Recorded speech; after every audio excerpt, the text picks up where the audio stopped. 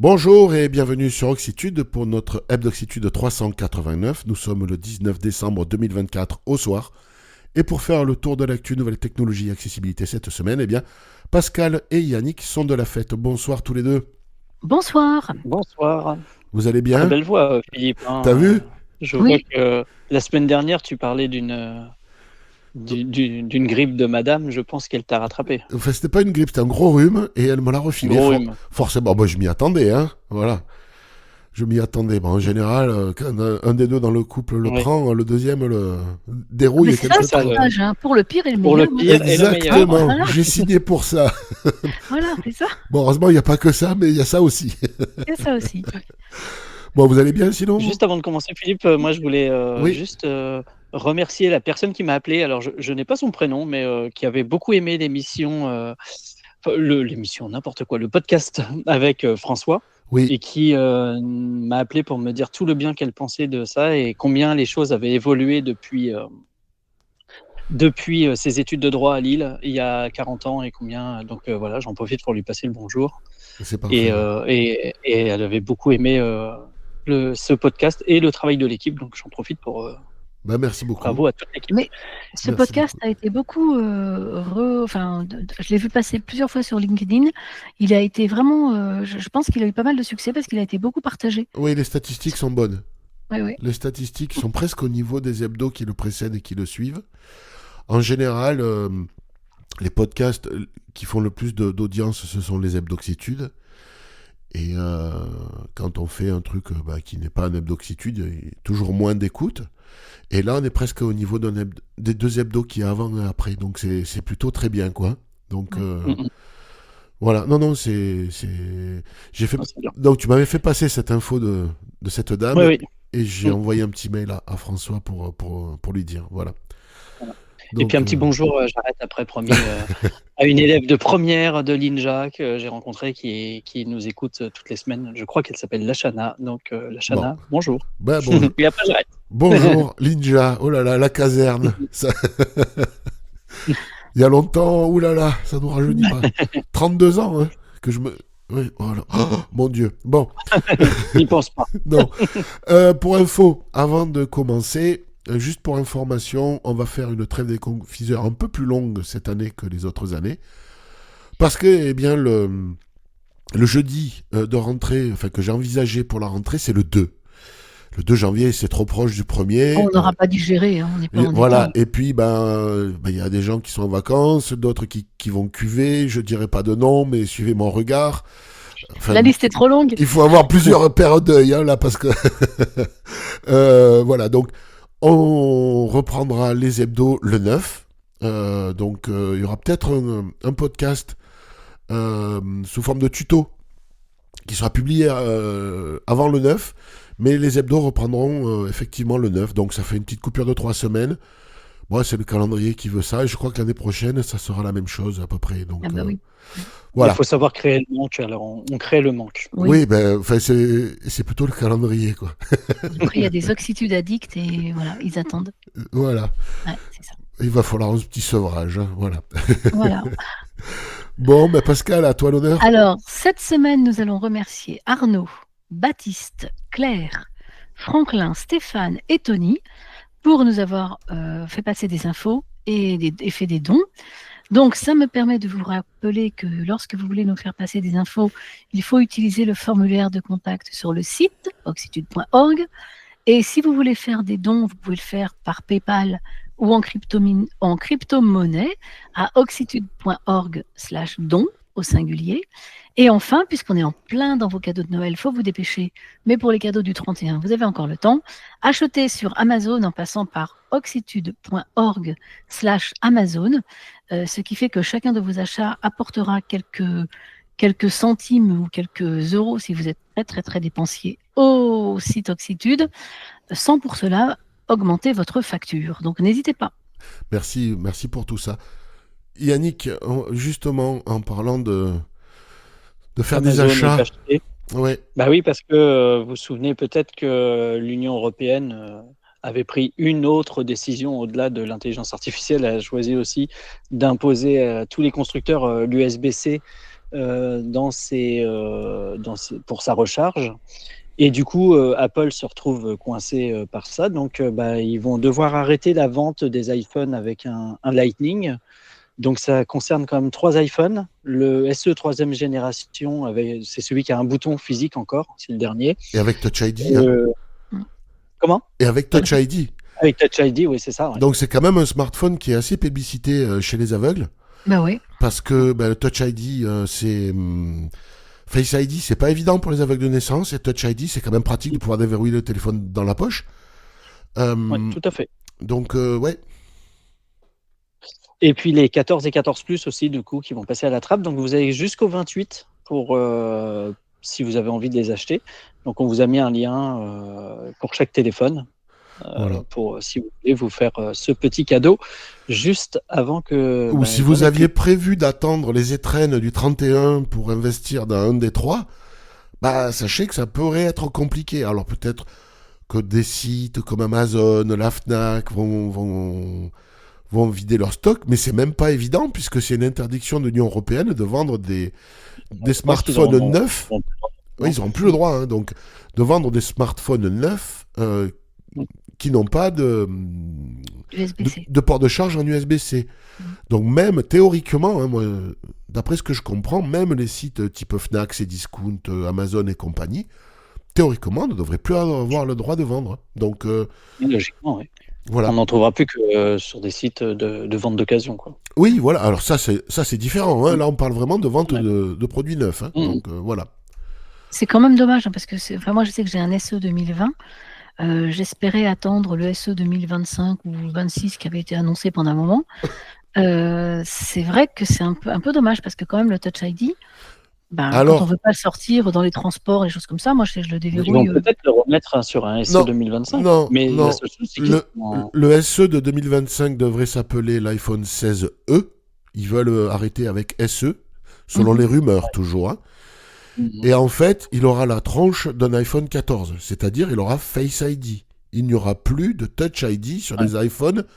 Le dernier iPhone à posséder Touch ID, c'est celui qui va être retiré de la vente le 28. Eh ben, je sais pas si je vais pas me laisser tenter. Là, du coup. Donc, soyez vigilants parce que Apple n'aime pas maintenir plusieurs technologies en parallèle.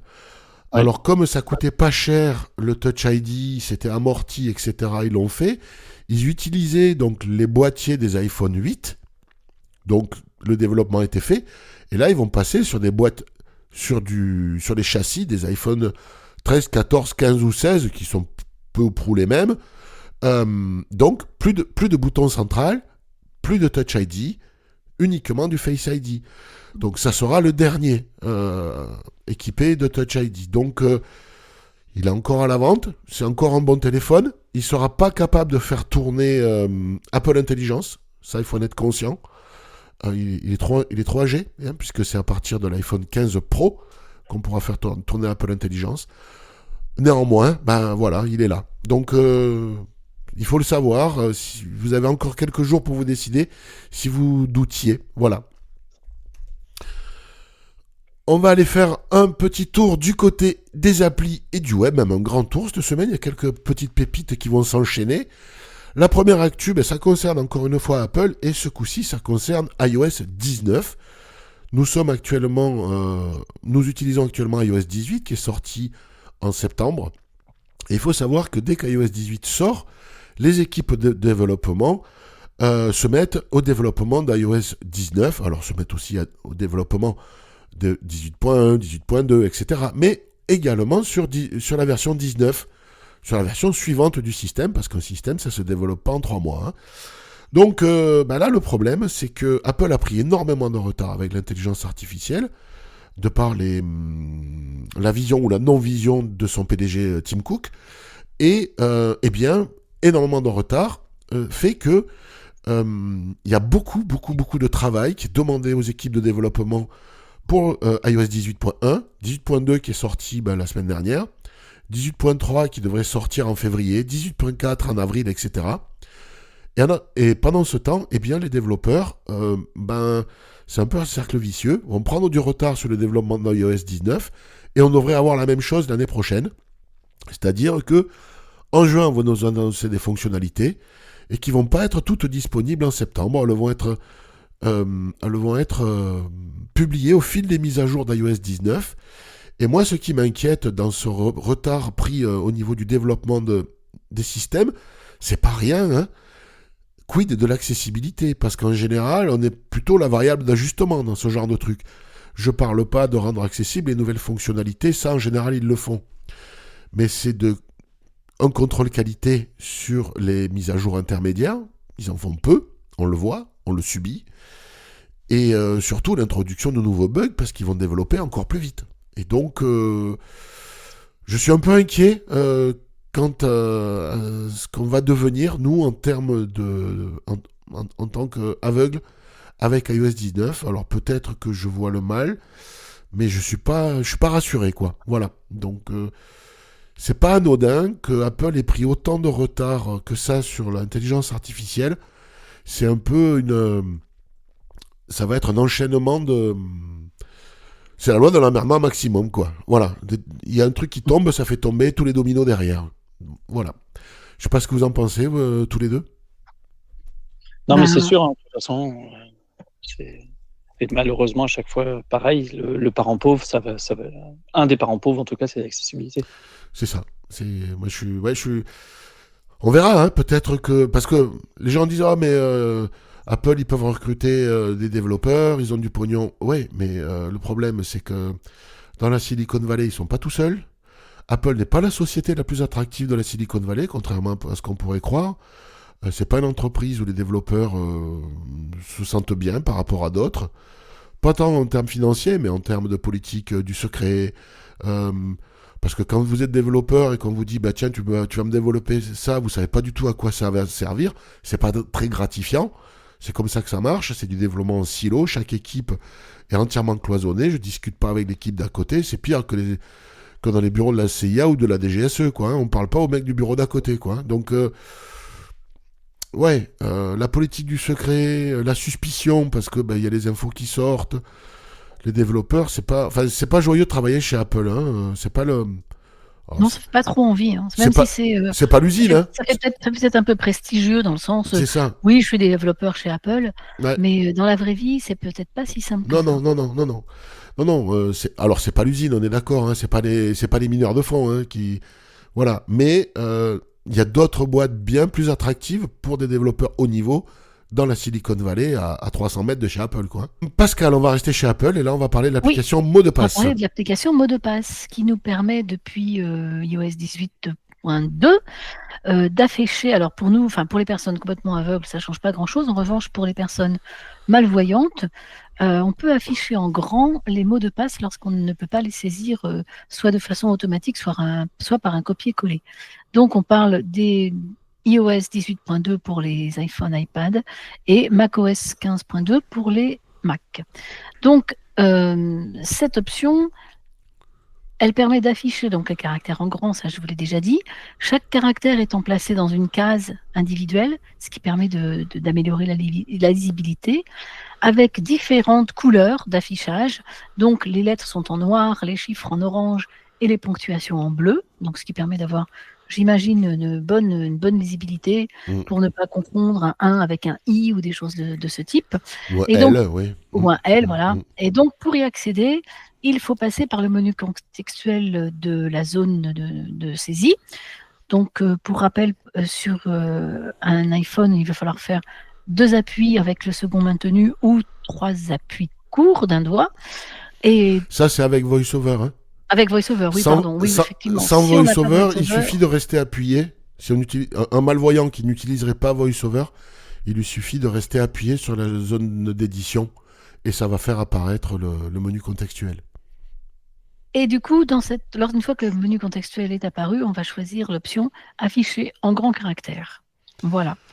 Donc ça, c'est super. Une option intéressante. Bah oui, c'est bien. Ils font des trucs pour l'accessibilité. Attention, hein, quand même, attention à la consultation du coup en lieu public. Ah bah oui. Ah bah oui, dans le train, dans le métro. Parce que là, si à 3 mètres la personne voit le mot de passe. Oui, voilà. Parce que, comme dirait l'autre, il y a des gens qui ont des yeux montés sur rotule.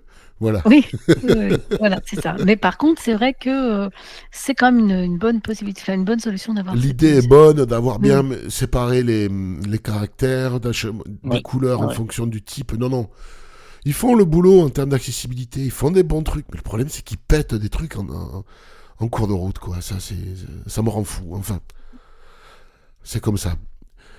Yannick, allez, là, on va chez Ouais. Microsoft. Allez, On va aller chez on monte un peu Microsoft. plus. On reste sur la côte ouest, mais on va un peu plus au nord.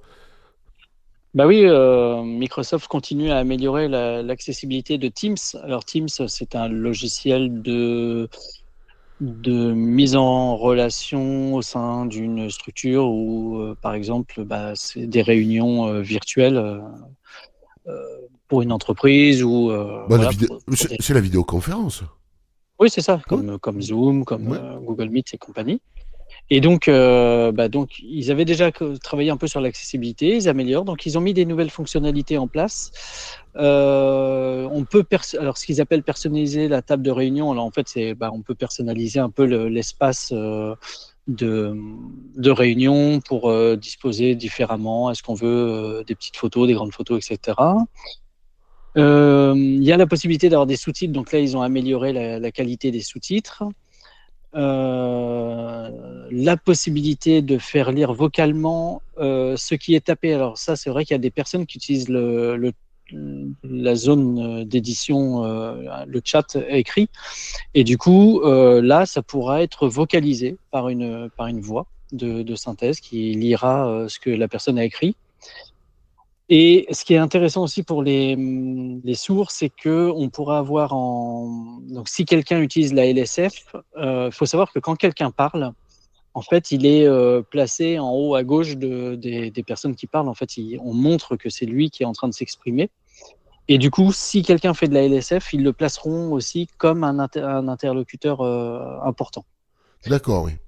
Ouais. Ouais, il sera mis en avant aux côtés du C'est mec ça. qui parle. Comme si, comme si quelqu'un, mais même si, par exemple, c'est un sourd qui veut s'exprimer pendant la réunion et qu'il utilise la langue des signes, Ouais. il sera placé comme si c'était un locuteur principal. Bon. Meilleure gestion du zoom pour ceux qui zooment, ça va mieux suivre. Ils ont rajouté aussi des raccourcis clavier, donc ça c'est plutôt pas mal. Et puis tous les paramètres d'accessibilité vont être regroupés dans un menu paramètres d'accessibilité, donc parce qu'il y en avait un peu partout. Donc voilà. Bon. Donc c'est plutôt positif. Moi j'aimerais que on arrive à trouver des bases de données de raccourcis qui soient les bons sur le site de Microsoft. Et que ça Pour ne que change pas à chaque mise à jour.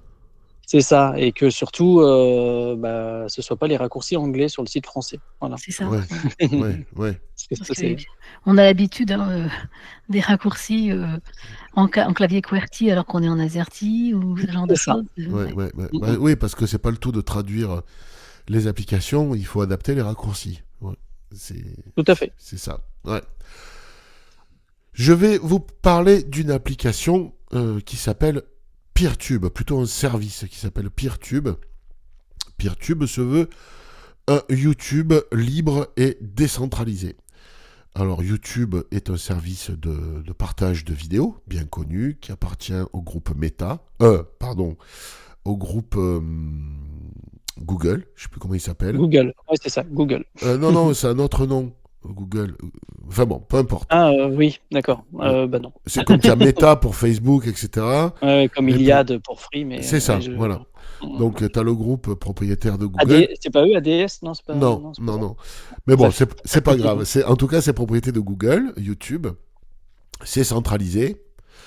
Et voilà. Donc là, Peertube se veut... Alors, ça a été lancé par plus ou moins l'initiative de... Je sais pas, l'initiative de Framasoft, en tout cas. Pour info, Google, c'est Alphabet. Voilà. C'est eux qui supportent le développement de Peertube, Framasoft. Et... parce qu'ils veulent dégoogliser Internet. Donc, ils proposent plein de services. Ils proposent des services équivalents à Google. Il y a quelques non-voyants, par exemple, qui sont sur Framalist. Voilà. Oui, il y a Framalist, il y a les Framadate pour les agendas. C'est ça. Et donc là, il y a Peertube. Et Peertube, comment ça marche ? vous savez vous servir, vous savez administrer un ordinateur, un serveur dédié, un serveur sur Internet, eh bien vous pouvez déployer ce qu'on appelle une instance. Vous récupérez PeerTube, vous l'installez sur votre ordinateur qui est dans un data center, vous le configurez, et là vous dites aux gens, ça y est, et votre ordinateur se connecte, on va dire, au réseau PeerTube. Vous allez pouvoir accueillir un certain nombre de vidéos, vous allez pouvoir mettre une limite ou non en termes de ce que vous pouvez encaisser, en termes de volume de ce que les gens vont pouvoir déposer comme vidéo chez vous. Enfin, il y a tout un tas de paramétrages à faire. Et après, bien, les utilisateurs vont sur PeerTube, vous pouvez y aller, c'est le site PeerTube, P-E-E-R-T-U-B-E, et puis, vous allez faire des recherches de vidéos, vous allez pouvoir, etc. Bon, c'est décentralisé parce que personne n'est propriétaire de PeerTube, tout le monde peut créer ses instances, il faut être en mesure de louer et d'administrer un serveur, tout ou partie, on n'est pas obligé de mettre un serveur complet à disposition, parce que le gigaoctet coûte cher, et la vidéo en a besoin de beaucoup, et là, en fait, PeerTube vient de sortir 2 applications pour pouvoir utiliser le service sur smartphone, sur Android et sur iOS. Donc j'ai testé la version iOS, j'ai pas testé la version Android, je suis désolé. J'ai pas de smartphone Android, mais la version iOS semble accessible, en tout cas depuis ce que j'ai pu faire. Je me suis baladé, alors j'ai pas créé de compte, mais je me suis baladé dessus. Voilà, on peut faire un peu les basiques de ce que permet YouTube, parce que c'est une première version. À terme, on pourra télécharger pour regarder hors ligne des vidéos, etc., etc. Mais déjà, on peut se créer des playlists, on peut regarder les vidéos. Alors, le lecteur n'est pas le même que sur YouTube, etc. Mais bon, c'est là. Après, les contenus proposés, il n'y a pas grand-chose. On va pas se cacher. Ce que j'allais dire, il ne doit pas y avoir beaucoup de contenu. C'est un peu comme Mastodon par rapport à X, à Twitter. Ouais. Les gens y sont allés, mais au final, ça sonne un peu vide, quoi. Mais néanmoins, il y a peut-être des créateurs qui vont ne publier que là-bas, et ça peut être intéressant d'avoir cette application, vu que c'est gratos. Donc, pourquoi ne pas se gêner? Pourquoi se gêner, pardon? Donc voilà, PeerTube, le lien est en description de ce podcast. Toujours pareil, vous allez sur oxitude.org, vous cherchez le champ de recherche, vous tapez 389, vous validez.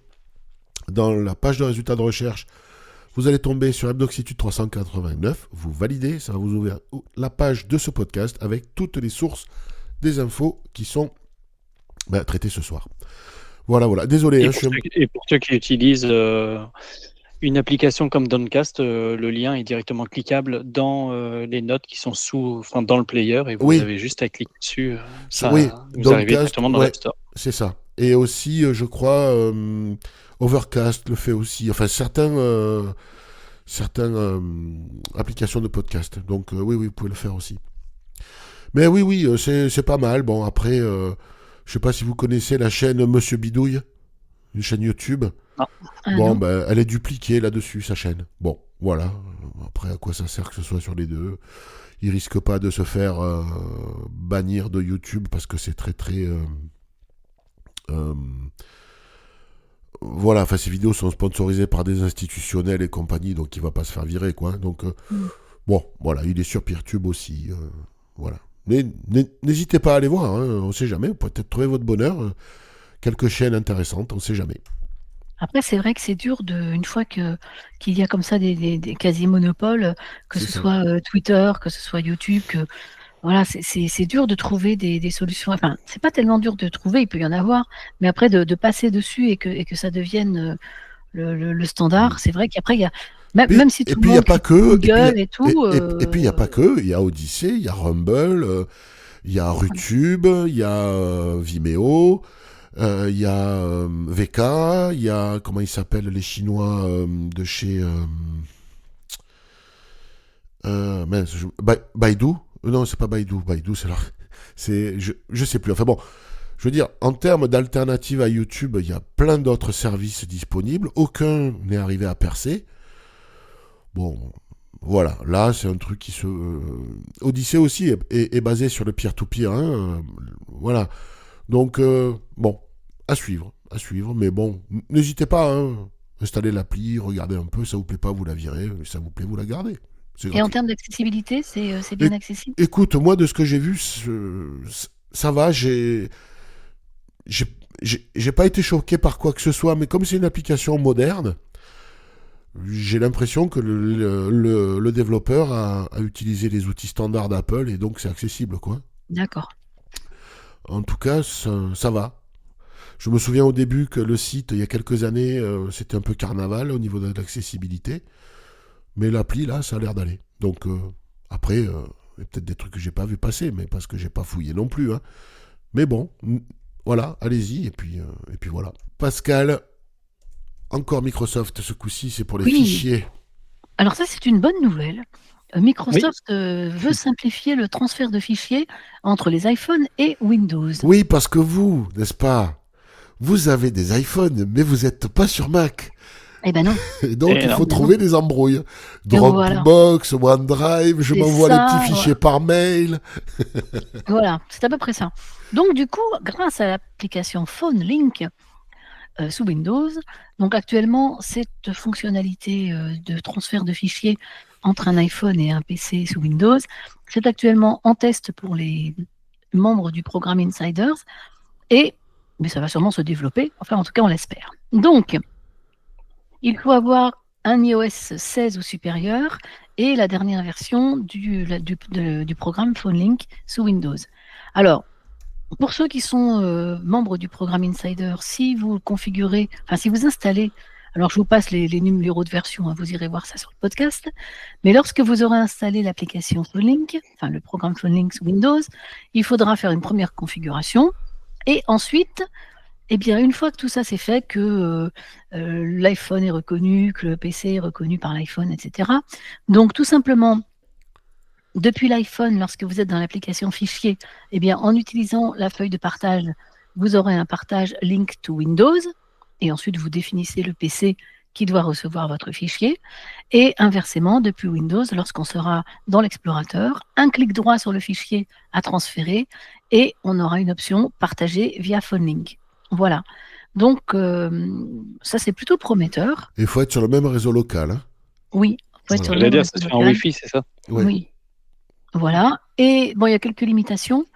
Entre autres, ça ne prend pas en charge les fichiers, par exemple des conversations dans les messages, ou certains types de fichiers ne sont pas pris en charge.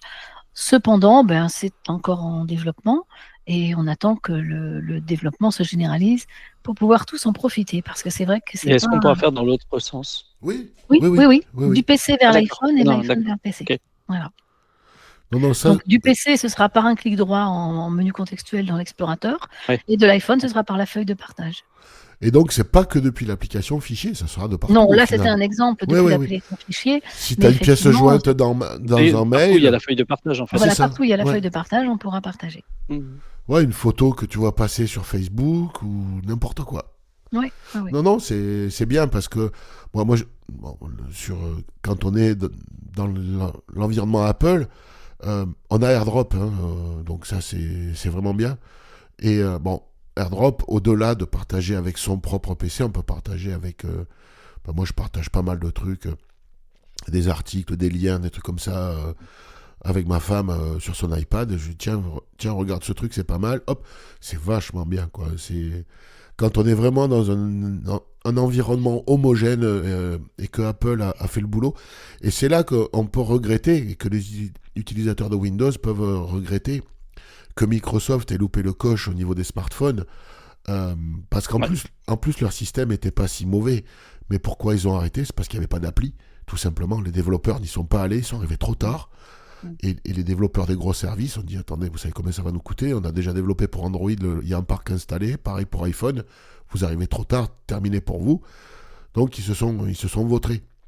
Mais Microsoft n'aurait pas loupé le train en route et aurait sorti un système mobile digne de ce nom, qui était pas mal à la fin, hein, avec le système de tuiles et tout ça. Ben, vous auriez la même chose, et vous ne serez peut-être pas sur iOS en plus aujourd'hui. Peut-être certains d'entre eux... On utiliserait le narrateur sur notre téléphone. Ben, oui, Oui. il y était sur Windows Phone 8, hein, le narrateur. Mhm. Il y était. Donc, Mhm. ouais. Ouais, mais ça, Bon, c'est les grands mystères du commerce, hein. On sait bien qu'il y a des tas de très bons produits, sans jouer les dinosaures, hein, au moment des magnétoscopes dans les années 80. On sait très bien que le VHS qui a pris la vedette oui. n'était pas le meilleur système, hein. Ben, c'était pareil pour le DVD, je crois. Il y avait je Ouais, sais plus quel autre système qui était sorti et c'est le DVD qui a gagné.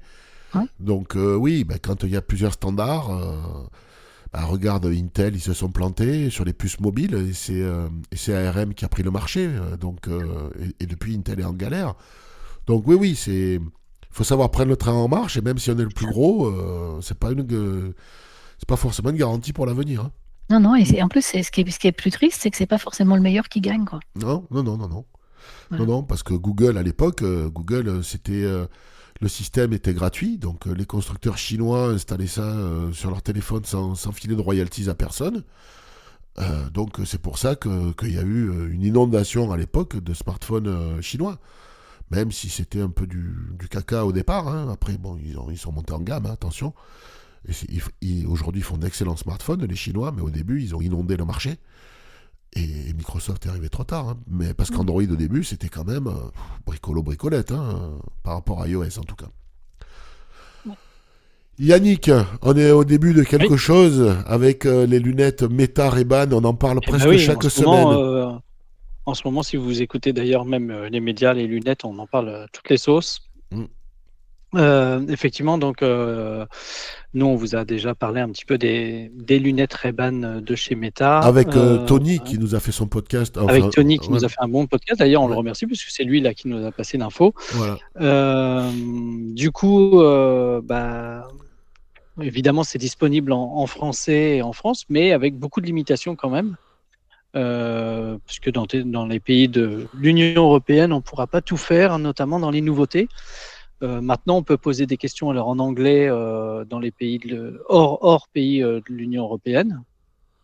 Non, dans les pays hors Union européenne, oui, c'est bien ça. Ouais. Excusez-moi, j'étais pas sûr de mon coup du coup. On va pouvoir partager des photos directement. Tiens, envoie cette photo sur Facebook, envoie cette photo à un tel sur WhatsApp, etc. Vocalement. Ils ont mis des nouvelles voix avec même des personnalités. Alors, je suis désolé, les personnalités, il n'y en a aucune que je connaissais. Évidemment, des voix anglaises, hein. Ouais. Un volume adaptatif, alors ça, je trouve ça très intéressant. Quand on se promène dans la rue, en fait, le volume va changer en fonction du bruit ambiant. C'est ce qu'on appelle l'asservissement au bruit ambiant. C'est quelque chose d'assez intéressant. Ils ont amélioré l'interface de Spotify et d'Amazon Music. On pourra choisir aussi un fournisseur de musique par défaut. Par exemple, si on est sur Spotify, on n'aura pas besoin de lui dire « mets telle musique sur Spotify ». On dira Meta, mets telle musique, et il saura que c'est d'office sur Spotify. Ils ont intégré Shazam aussi dedans, donc on pourra reconnaître des chansons et petit évidemment Be My Eyes, mais uniquement en anglais et hors des pays de l'Union européenne, donc Ouais. c'est quand même très dommage. Ça a été annoncé et il faut attendre, hein. Ça arrivera, hein, mais oui, il faut Oui, attendre un tout peu. à fait. Non, non, c'est intéressant. En tout cas, oui, voilà, il y a beaucoup de fonctionnalités qui arrivent. Je pense aussi que Meta sent que les autres arrivent aussi, donc il va falloir. Ouais, ils veulent conserver leur avance. Ouais, bien sûr. Ouais, Mhm. ouais. Parce que il y a des gros fabricants qui arrivent là avec des lunettes, donc Il y a Samsung, il y a il y a Samsung, Xiaomi. voilà ce que j'allais dire. On a parlé d'une autre On a paire la parlé la semaine semaine dernière. dernière. Mm. Donc, non, non, ils vont pas être tout seuls. Il y a Amazon aussi, aux États-Unis, qui va sortir un truc. Même Apple, hein, on disait qu'ils y réfléchissaient, donc. Ouais, alors le problème d'Apple, c'est que quand ils commencent à bosser sur un projet, ça sort au bout de 4 ans, quoi. Donc, Ouais. Mm. après, ça sort, c'est chiadé et tout, mais s'ils n'arrivent pas avec une grosse valeur ajoutée, ça risque d'être compliqué parce que là aussi, ils seraient partis en retard, hein. Mais oui. Ils sont partis avec un casque de vision de réalité mixte avec leur Vision Pro, mais à 4000 euros, qui achète ça, quoi? Les Happy Few, comme on dit, en bon français, mais c'est tout, hein. Donc, et certaines mauvaises langues disent que ceux qui ont acheté le plus de casques Vision Pro, ce sont les studios de développement. Pour développer les apps, parce qu'il n'y a pas de... et pas le client final. Et pas le client final. Ouais. Donc bon, est-ce que c'est un bon signe? Je suis pas sûr. Bon, ça peut être un bon signe, ça voudrait dire qu'il y a beaucoup d'applis qui devraient arriver, mais c'est même pas le cas en plus. Donc bon, à suivre. En écoute, vous savez ce que c'est? En écoute, c'est le Shazam proposé sur les smartphones de chez Google, les Pixel. Et donc, Google propose tous les 3 mois une mise à jour avec des fonctionnalités sur ces smartphones Pixel. Et là, il y a une mise à jour. Et dans cette mise à jour, En écoute a bénéficié lui aussi d'une mise à jour et intégré dans cette mise à jour. Donc, ça permet de reconnaître de la musique comme Shazam. Et là, ce qui est proposé en plus, c'est que, c'est comme si Shazam, donc En écoute, allait chercher sur Google plus d'infos sur la chanson qui a été reconnue. En particulier les pochettes d'albums. Voilà, quelle est cette chanson? Bon, nous on s'en fout un peu de la pochette d'album, hein, mais bon, c'est là.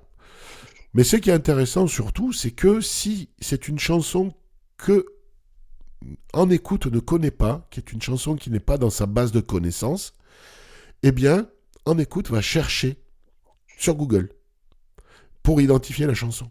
Et là, c'est assez fort. Là, c'est assez fort. Parce que, voilà quoi.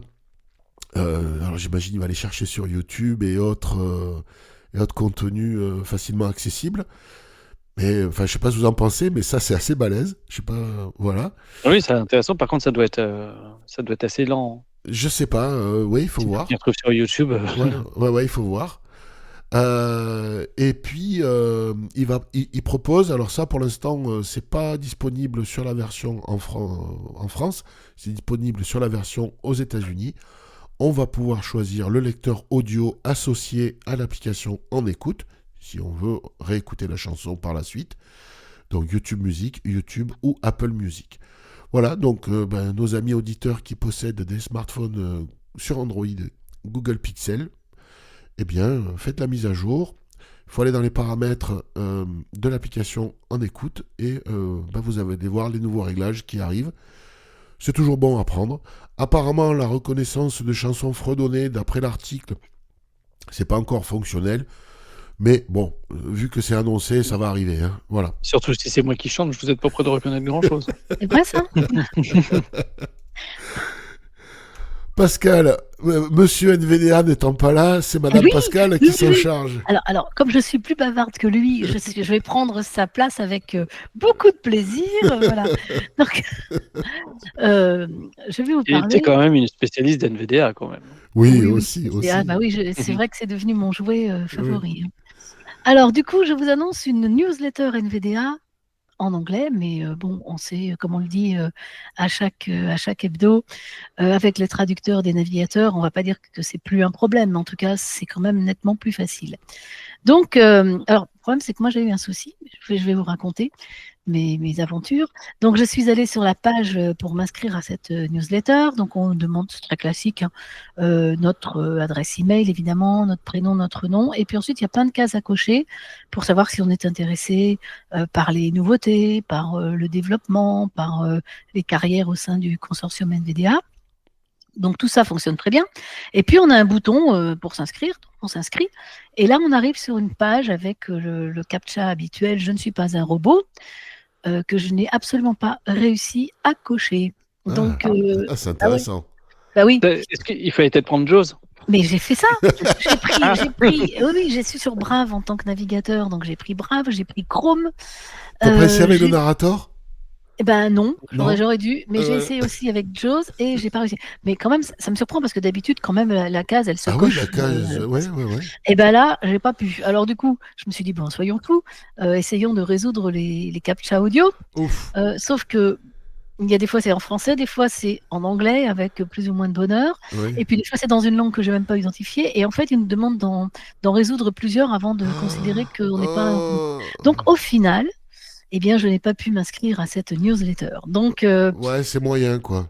C'est moyen. Alors est-ce que c'est ponctuel? Peut-être que si j'y vais demain, ou peut-être que... Alors j'ai pas essayé avec mon iPhone, je vais peut-être essayer avec mon iPhone aussi.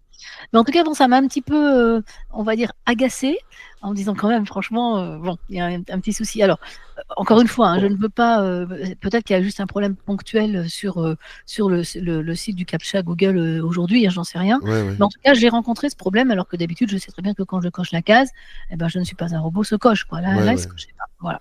Ouais, c'est étonnant. Et t'as essayé, enfin, je sais pas si vous avez ça, j'imagine que oui.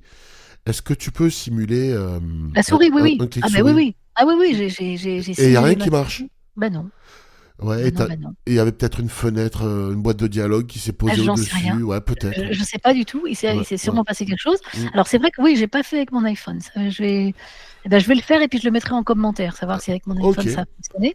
Mais oui, ça m'a un petit peu agacé, hein. Je me suis Bon. dit, faut que Sof il fasse quelque chose, hein, parce que là, ça va pas du tout, hein. On va le fouetter. Donc Et les Sof, autres en commentaire, d'ailleurs, vous pouvez nous dire aussi si c'est si ça a passé. marché chez vous, l'idée est intéressante, hein, d'avoir une newsletter Ben, avec en des fait, liens. c'est ce qu'il disait là sur les réseaux sociaux. Je sais plus si oui, je l'ai vu sur Facebook, sur X et sur Mastodon. Il disait, ça fait des années que vous le demandez, ça y est, on vous la propose.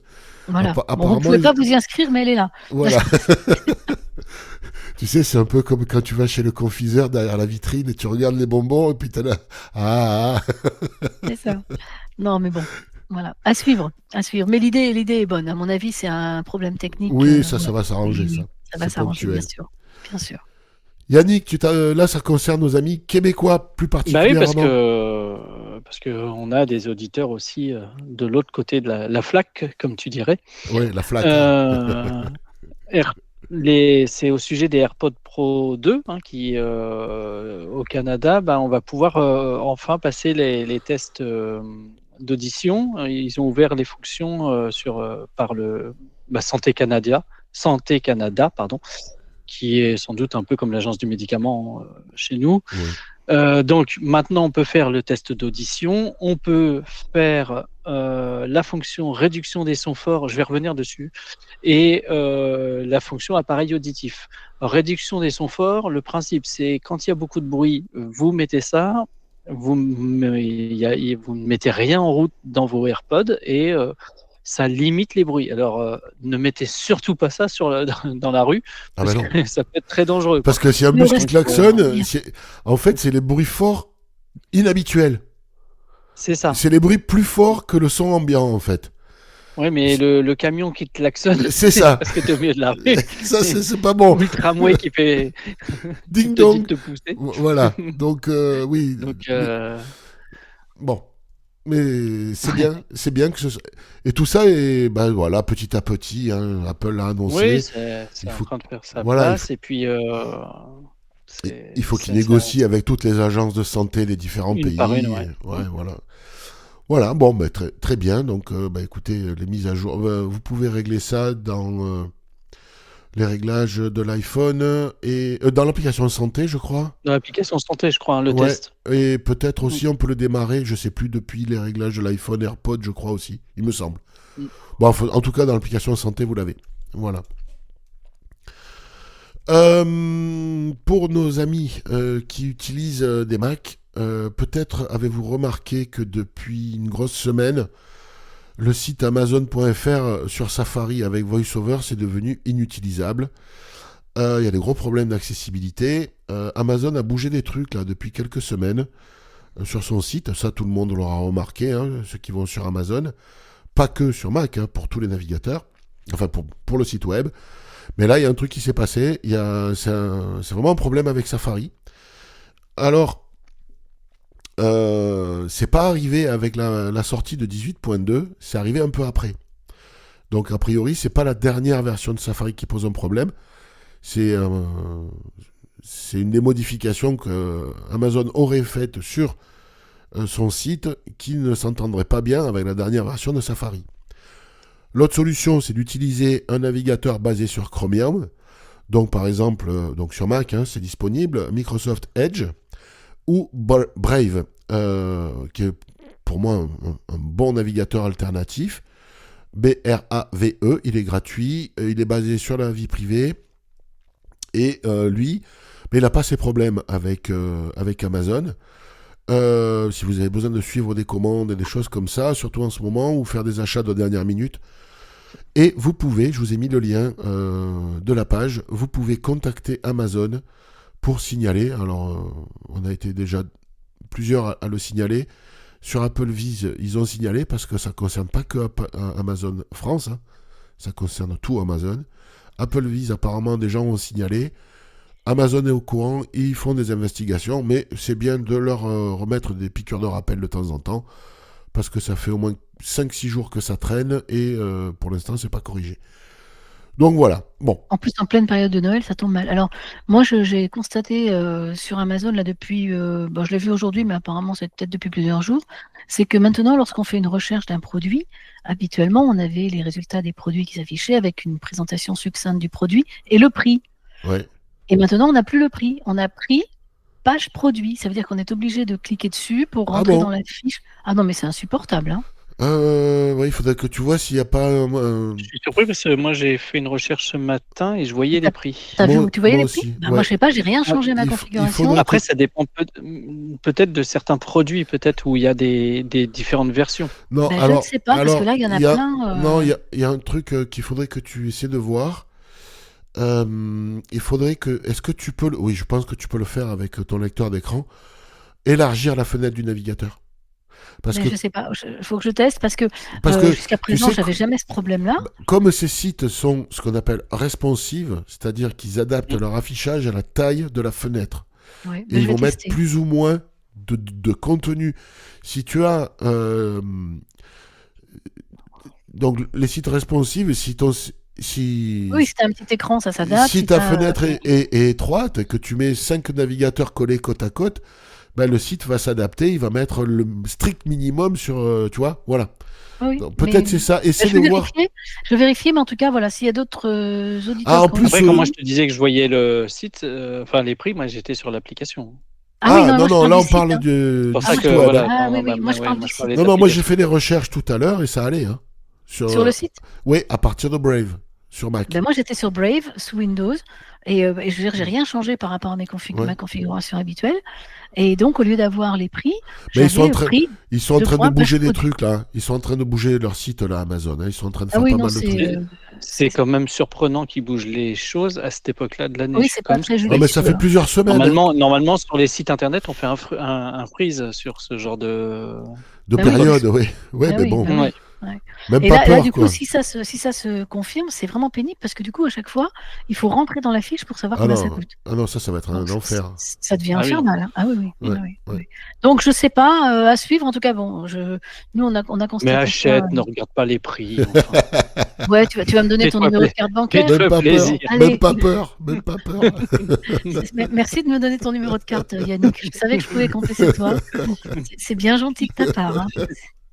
C'est Noël. C'est Noël. Voilà. Bon, dans le reste de l'actu, eh bien Pascal, c'est toi qui gardes la main, tu vas nous parler de Access Tour. Je vous emmène faire un tour, l'Access Tour 2025. Alors, qu'est-ce que l'Access Tour? En fait, l'Access Tour, c'est basé sur l'accessibilité numérique. Donc, on va commencer par un petit rappel de ce qu'est l'accessibilité numérique. C'est l'accessibilité numérique des sites web, des outils et des technologies. Donc, qui doivent être conçus pour que les personnes handicapées puissent y accéder. Et pour garantir cet accès, il y a maintenant une directive européenne sur l'accessibilité numérique qui doit rentrer en application le 28 juin prochain. Donc ça, c'est sur le papier. Dans la vraie vie, on se rend compte que moins d'1% des sites Internet respectent ces obligations d'accessibilité. Ça, c'est ce que nous dit l'Observatoire du respect de l'accessibilité numérique qui a été mis en place par la Fédération des aveugles de France. Il y a plusieurs années, je pense qu'on avait déjà eu l'occasion d'en parler.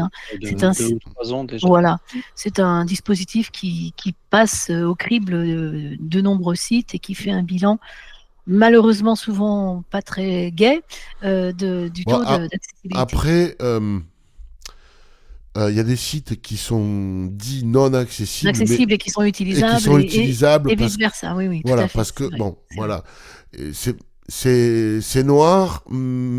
Enfin, c'est plutôt gris foncé que noir, on va dire. Mais bon, enfin en tout cas voilà, donc ça part de cette constatation. Du coup, La société Coena, qui est un référent en termes d'accessibilité numérique, ainsi que la FAF et la VH, ont décidé d'unir leurs forces pour organiser cet Access Tour. Donc, l'objectif, c'est de se déplacer dans différentes villes de France pour justement organiser des événements pour expliquer ce que représente l'accessibilité numérique, les enjeux économiques, humains, techniques. Et c'est aussi un peu pour faire connaître ces obligations, mais aussi les solutions possibles. Et est-ce qu'ils vont aussi y aller avec... Moi, c'est très bien de faire ça, mais moi, je trouve qu'il faudrait y aller aussi avec un juriste ou deux pour dire aux gens qui vont rencontrer, voilà, là, il y a la carotte, on vous présente ce qu'il faut faire. Et puis, il y a le bâton. Et puis, il y a le bâton si vous le faites pas. C'est ça. Ça Donc serait là, bien, je ne sais pas exactement. mais là, je suis pas sûr qu'ils le fassent parce que c'est pas le genre de la maison, hein, mais bon. Ça, je ne sais pas. Ça, je sais pas vraiment. Enfin, on n'a pas vraiment le contenu. En tout cas, pour l'instant, Ouais. on a une présentation du projet. Donc, dans les événements qui sont gratuits et qui doivent, par contre, on ne peut y participer que sur inscription. Ce sont des événements qui auront lieu entre 8h30 et 10h30, histoire de mobiliser l'attention des entreprises. Et donc, pour l'instant, il y a 6 événements. Alors, je vous fais grâce de toutes les dates. Je vous dis juste où ça passe. Vous irez regarder sur le site. Donc, il y aura Montpellier, Lyon, Paris, Rennes, Toulouse. Et en dernière session de l'année, au mois de décembre, il y aura une session en visio par Zoom. Donc, pour que tous les gens qui n'ont pas pu aller assister aux événements dans les villes puissent assister à cet événement par Zoom. Alors, on nous explique que c'est la saison 1 et que selon les résultats de ce premier Access Tour, il y aura peut-être une saison 2 en 2026 avec différentes, peut-être des ajustements en fonction du ressenti, de ce qui sera passé en 2025, peut-être d'autres acteurs, on ne sait pas, mais en tout cas, là, c'est cette saison 1 qui est lancée donc à partir de janvier à Montpellier. Bon, bah écoutez, pourquoi pas. Après, il faut voir ce que ça va donner. À suivre. Yannick, qu'est-ce que t'en penses ? Écoute, ce que j'en pense, c'est toujours intéressant d'aller expliquer les choses. Après, Oui. après je pense Mais qu'on ouais. on parle beaucoup. Non, il va falloir peut-être. À un moment donné. Oui, dans ce que je vais vous présenter juste après, justement, on verra un petit peu que justement, il y a le temps d'avancer. Vas-y. Eh ben oui, parce que donc l'ARCOM, qui est l'organisme qui est c'est l'ancien CSA, hein, pour ceux qui ont connu le CSA avant. C'est l'organisme qui a notamment pour mission de vérifier justement la conformité de l'accessibilité. Il a 200 000 sites à étudier et il en a fait 0,38%. Donc autant vous dire que c'est pas près de se terminer cette histoire. Ils ont vérifié l'accessibilité en fait des sites gouvernementaux publics, en tout cas, d'abord, parce qu'après, ils vont falloir aussi qu'ils vérifient la déclaration d'accessibilité des sites des entreprises de plus de 250 millions d'euros de chiffre d'affaires. Et donc, pour tout ça, en fait, il y a 2 personnes qui sont à temps plein en charge de ça. Donc, ça fait 100 000 sites par personne, c'est ça ? Non, parce que donc ils ont quand même embauché 5 agents assermentés pour les aider un petit peu à faire ça. Et ce qui m'agace, pour être très clair, c'est que en fait, ils font de la sensibilisation, ils font en fait, ils contactent les organismes, ils disent vous savez, vous n'êtes pas tout à fait accessible, ce serait bien de vous rendre accessible. En fait, c'est très encore à l'état de la sensibilisation, quoi. Donc la DINUM. Oui, mais ça suffit là, quoi. À un moment, ça suffit. C'est ça, en fait. À un moment, ça suffit. À un moment, il faut à un moment, il y a des lois. Je veux bien que la justice soit occupée, mais il pourrait y avoir un procureur qui se charge de ça et qui assigne à la chaîne. Hein. Ouais, c'est ça. Et accessoirement, en plus, il y a un marché. Faut prendre conscience quand même que le marché de l'accessibilité est en train d'exploser. Hein. Aujourd'hui, on était sur un marché de niche et forcément, il y a beaucoup d'entreprises qui arrivent, qui contactent. Et ça, soyez vigilants quand même au nom de l'ARCOM en disant l'ARCOM nous a dit que vous n'étiez pas accessible, donc il faut que vous vous mettiez accessible, etc. Donc ça, attention, dans le marché de l'accessibilité, On voit de tout arriver. Il y a des entreprises très sérieuses qui sont assez connues généralement sur le marché. Il peut y avoir des entreprises plus petites qui sont sérieuses, mais il y a aussi de tout. Des margoulins, Voilà, des qui malandrins. se font passer pour l'ARCOM en disant faut que vous soyez accessible, etc. Donc, c'est à faire attention aussi. Bon, elle reconnaît, la responsable de l'ARCOM, que la tâche est impossible. Donc, ils ont décidé, en gros, pour le moment, de faire un échantillon représentatif de 600 sites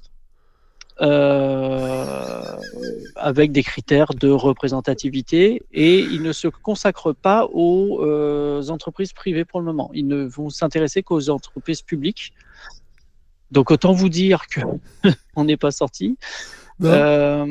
Et là où je vais t'agacer un petit peu, donc il y a une autre possibilité pour les sites privés. Eux, ils sont plutôt concernés par les signalements des associations. Donc, il y a eu 22 signalements d'associations pour 11 sites. Voilà où on en est en termes des assos. Voilà, par exemple, les impôts, notamment pour les pros. Tu peux me rappeler le budget global des associations d'aveugles à vocation nationale cumulé? Je ne le connais pas. Je pense que ça doit être assez mirobolant. Et donc, ils ont fait 22 signalements de sites non accessibles. D'accord. C'est ce qui est écrit dans l'article, en tout cas. D'accord. Bon, c'est tout. C'est tout. Je n'ai rien à ajouter. Alors après quand même, en tant que particulier, on peut se manifester auprès de Tout à fait. On peut aussi le faire en tant que particulier. Alors, ils n'en parlent pas du tout dans le. Malheureusement, dans l'article, ils n'en parlent pas du tout du nombre de sites qui ont été signalés par des privés. Ouais. Et donc, dans l'exemple qu'ils ont cité, c'est un truc qui est cher à notre ami Fabrice, les impôts pour les pros, puisqu'on ne peut toujours pas se connecter. Mais par contre, si tu payes pas, tu morfles. Par contre, on doit payer toujours. Moi, je fais partie, comme Fabrice, des gens qui devront faire nos déclarations, mais donc rassurez-vous, ils ont été sensibilisés. Ils ont reçu un petit courrier, et puis bon, ils ont envoyé leur plan pluriannuel. Ils ont fait du classement vertical, comme on dit. Non, ils ont envoyé leur plan pluriannuel quand même. Ah, ça va. Donc voilà. Et il y a des mecs qui l'ont rédigé, ce truc. Ouais, bah oui. Et qui sont payés pour ça. On est d'accord. Non, mais c'est ubuesque. C'est ubuesque. La procédure, c'est vous allez voir, ça fait penser vraiment au sketch de Coluche. Donc, en fait, on ne diffuse pas le nom, bien sûr, de l'entreprise tant qu'ils ne sont pas assignés.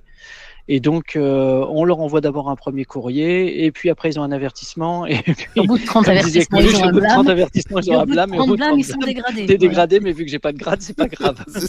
On est à peu près à ça pour le moment. Non, mais c'est... Voilà. Moi, sincèrement, ce qui m'exaspère quand même, c'est que la loi est passée, même si on ne parle pas de la directive européenne, mais la loi de 2005, elle est passée comme son nom l'indique en 2005. Moi, à l'époque, je travaillais beaucoup sur l'accessibilité des sites, et quand on contactait les responsables des sites publics en particulier, on nous expliquait très gentiment que l'accessibilité, que c'était plus compliqué de le faire sur un site existant et qu'elle serait prise en compte au moment de la refonte du site. Alors, en 20 ans, le site, il a dû être fondu, refondu et refondu. Bah oui, parce que c'est pas cher, c'est l'État qui paye. Voilà, je ne sais combien de fois, et on se rend compte que l'accessibilité n'est toujours pas au rendez-vous. Donc, il y a quand même un moment...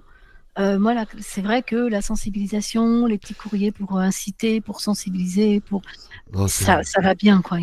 Mais d'un autre côté, c'est ce qu'on a déjà dit plusieurs fois dans ces podcasts, c'est que assigner des sites publics et les faire payer, de toute façon, c'est de l'argent public qui va servir à payer. Donc à la limite, c'est même pas des amendes qu'on demande. À la limite, en fait, en amende, qu'ils le passent en développement pour que les sites deviennent accessibles. Ou alors, moi j'aimerais surtout que la loi change, mais ça changera jamais, mais que ce soit le responsable de l'administration qui paye de sa poche. Et là, je vous promets que les choses vont changer, et très vite. Mais là, on n'y est pas, là. Non, ça arrivera pas, je te rassure, parce que voilà. Non, ça me rassure pas, mais c'est... Mais si demain, le directeur de je sais pas quelle administration est pécuniairement responsable de ce qui peut se passer à ce niveau-là, je te promets qu'il va engager les crédits pour rendre le site accessible. Mais vu que personne n'est responsable de rien pénalement là-dedans, on s'en tartine le fion, Ouais, quoi. oui, oui. Moi, je suis un peu Non, trivial, mais bon. et même s'il y a des amendes, elles sont payées avec l'argent de l'État. Donc, Ben, c'est ça. Ben, c'est honnêtement, il ça. faudrait mieux que cet argent soit mis dans Ils sont pas dans responsables. Ils sont l'embauche pas de développeurs. responsables. Ou alors qu'ils soient radiés de la fonction publique à titre définitif et qu'ils perdent leur droit à la retraite acquis. Là aussi, ça les ferait réfléchir. Voilà. Mais ça n'arrivera jamais, je vous rassure. Voilà. Enfin, bon. Vous voulez aller en Suisse? Oui, pourquoi pas. Hein? Canton de Genève, Université de Genève. L'Université de Genève propose en ligne 50 vidéos sur un cours sur la déficience visuelle. Sur YouTube, c'est une playlist YouTube. Le lien est disponible sur la page du podcast. Donc, il y a plusieurs modules.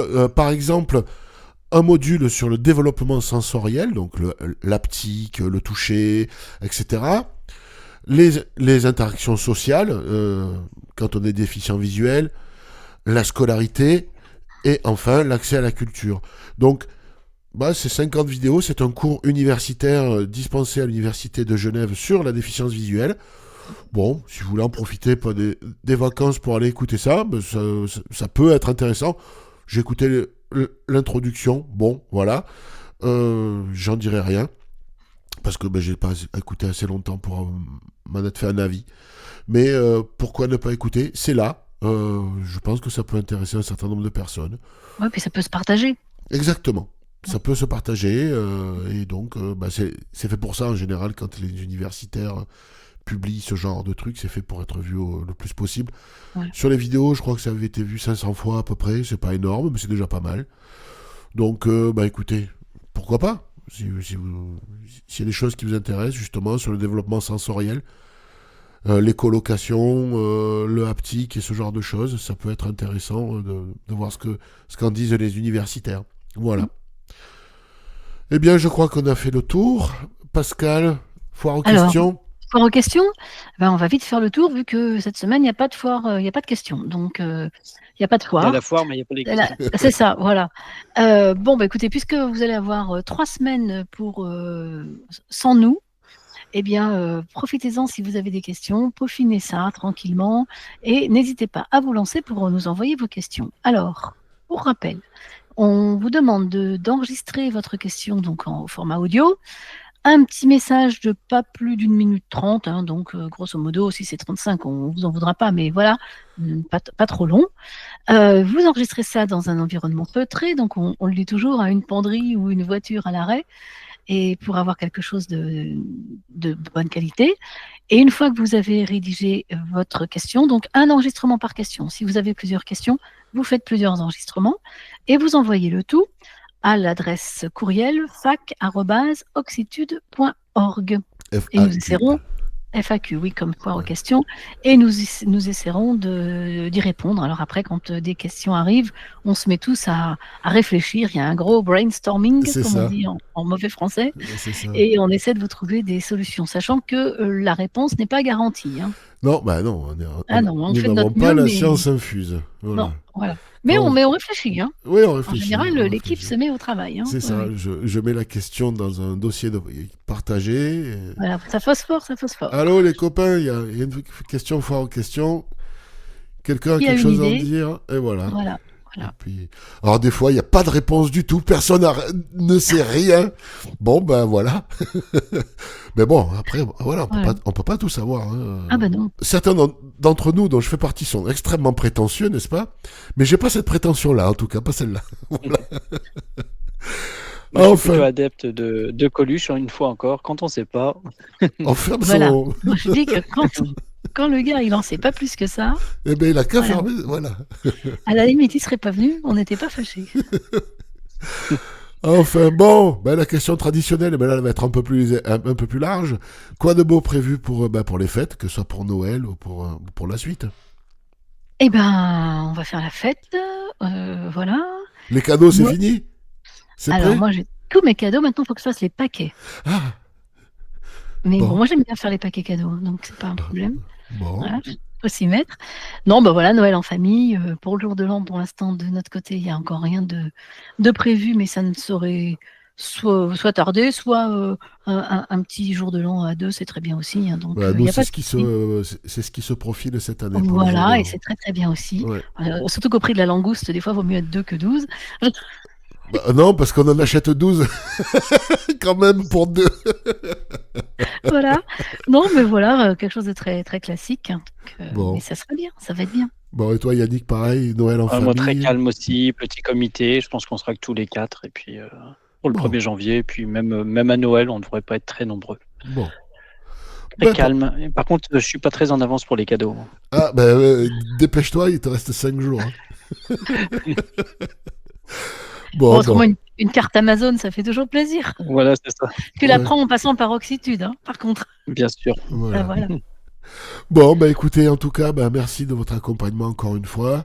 Chers amis auditeurs, passez un très joyeux Noël, une excellente fin d'année. On se Ouais, bonne revoit fête. bah, à la À l'année rentrée. prochaine. Et puis, ben, profitez bien et à très bientôt. Salut, salut! Au revoir. Salut, bonne fête.